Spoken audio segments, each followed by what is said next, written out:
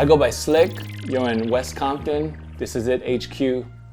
Welcome to my studio. Well, ever since I can remember, I was into art.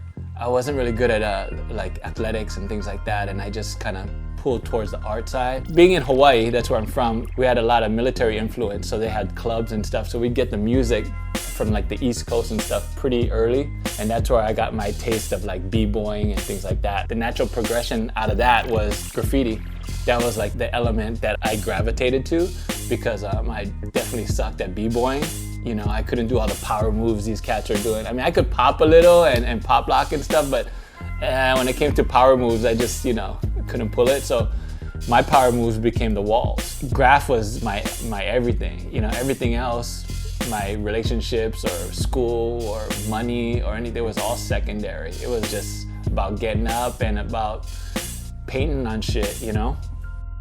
At an early age, I learned to put my art on shirts. I was submitting to like these art contests that Crazy Shirts would put out. I mean, I'm talking like junior high, and I look at some of the stuff, you know, my parents saved everything, and it was kind of like some ridiculous, stupid concepts, and I'm surprised they even gave me the time of day. Well, it was just ironic because I was doing a lot of graph at the time, and the head of the graffiti task force was the owner of Crazy Shirts. So I guess he felt like his good deed was to take this kid off the streets and show him, you know, what a real art department is and maybe a career in clothing.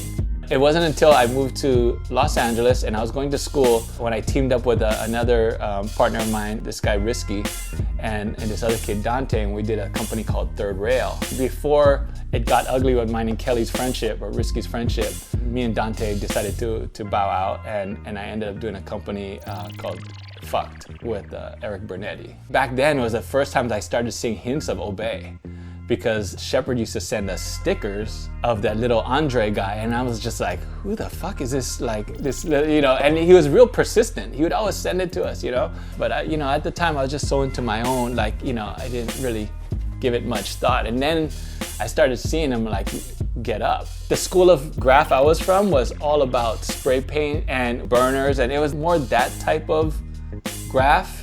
But meanwhile, this whole little culture was starting to brew with the stickers and the wheat pasting things. I was seeing that this person could get up with doing posters or stickers just as much or even more so in a quicker way than we could with doing crazy ass burners that would take us hours and hours to execute.